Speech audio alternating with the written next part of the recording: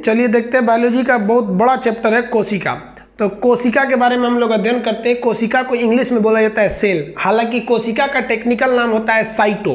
अब इस साइटो का अध्ययन करिएगा तो हो जाएगा साइटोलॉजी। तो कोशिका को जब भी बायोलॉजी में पढ़ा जाएगा तो सेल नहीं कहा जाएगा, सेल इसका इंग्लिश नाम है, बायोलॉजिकल नाम होता है साइटो। साइको नहीं, साइको माने पागल होता है। साइटोलॉजी क्या हो जाएगा, इसका अध्ययन। देखिए कोशिका जो होता है ना, बहुत लड़कों को लगता है एक शरीर का सबसे छोटा अंग है, ये सबसे बड़ा गलत बात है। ये सबसे छोटी इकाई है, यूनिट ऑफ सेल है, न कि part of unit of body है। ये पार्ट सबसे छोटा पार्ट नहीं है। ये हम लोग आप खुद ही समझ जाएंगे कि सबसे छोटा अंग और सबसे छोटी इकाई में अंतर क्या होता है। कोशिका की जो खोज किया था, यानी जो जनक थे वो रॉबर्ट हुक थे। इन्होंने मरी हुई कोशिका को खोजा था और वो छोटी सी जूम करके उसको माइक्रोस्कोप से देखने के बाद पता चला था। सबसे पहले जो जीवित कोशिका का खोज किया गया था वो एंटोनी वॉन लीवेनहॉक द्वारा। तो कहेगा कोशिका विज्ञान के जनक कौन है, तो रॉबर्ट हुक है। याद रखिएगा, खोजे वही थे, भाई मरा खोजे या जिंदा खोजे वो अलग बेहतर होता है। अब स्लाइडेन एवं श्वास नाम के दो वैज्ञानिक हैं। इन्होंने कहा कि पूरा शरीर कोशिकाओं से मिलकर बना है, पूरे शरीर में जहां जहां है वो कोशिकाएं हैं। तो कोशिका का सिद्धांत यानी शरीर कोशिका से मिलकर बना है, किसने बोला था, स्लाइडेन एवं स्वान ने बोला था। अब एक होती है सबसे छोटी कोशिका और सबसे बड़ी कोशिका। इसमें दो तरह का क्वेश्चन, मानव में सबसे बड़ी और सबसे छोटी, और ओवरऑल पूरी दुनिया में सबसे बड़ी सबसे छोटी। तो पूरी दुनिया में सबसे छोटी कोशिका माइकोप्लाज्मा की होती है, ये यूनिसेल्युलर होता है। तो ये दुनिया में सबसे छोटी कोशिका माइकोप्लाज्मा की होती है।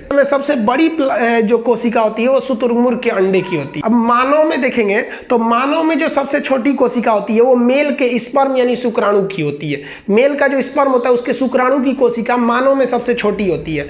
और यही मानव में अगर सबसे बड़ी कोशिका की बात करेंगे तो मानव में सबसे बड़ी कोशिका फीमेल के ओवम यानी अंडाणु की होती है। तो फीमेल का ओवम सबसे बड़ी कोशिका और मानव में मेल का सबसे छोटी कोशिका कह देगा तो वो स्पर्म हो जाएगा। मेल का स्पर्म वो सबसे छोटा और फीमेल का ओवम वो सबसे बड़ा हो जाएगा। अब एक होता है कि सबसे लंबी कोशिका, लेंथ में लंबाई किस चीज का होता है। अब बड़ा और लंबा में कई लोग अंतर नहीं समझते हैं। देखिए लाल किला बहुत बड़ा है और कुतुब मीनार बहुत लंबा है, तो बड़ा और लंबा में अंतर होता है। तो सबसे लंबी कोशिका जो होती है वो न्यूरॉन यानी ब्रेन की कोशिका होती है। न्यूरॉन यानी ब्रेन की कोशिका। अब एक ऐसी कोशिका होती है, ब्रेन की जो कोशिका होती है इसमें कोशिका विभाजन नहीं होता है।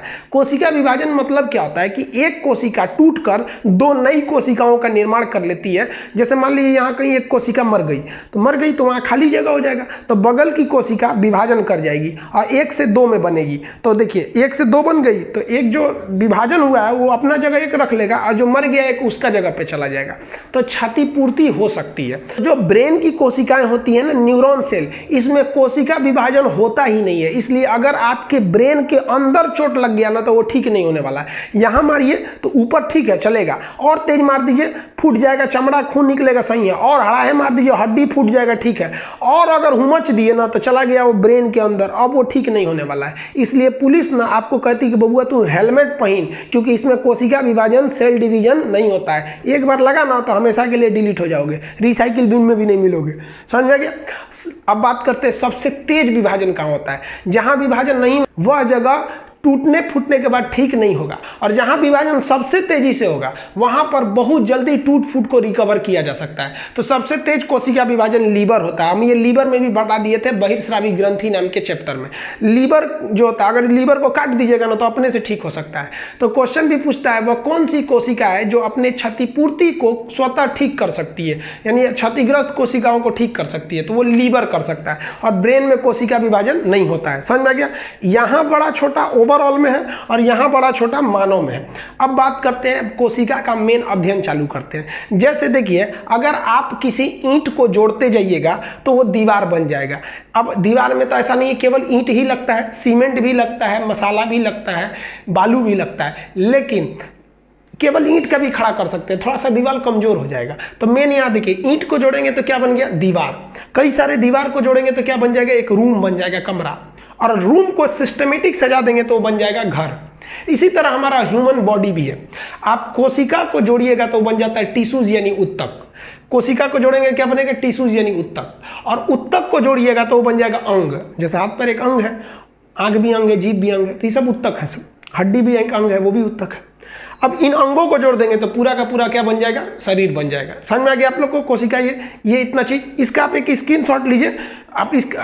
फिर हम अभी इसी पार्ट में हम आपको समझाते हैं अन्य कोशिकाओं के बारे में। देखिए हम कोशिका के पार्ट्स को हम लोग देखना चाहते हैं।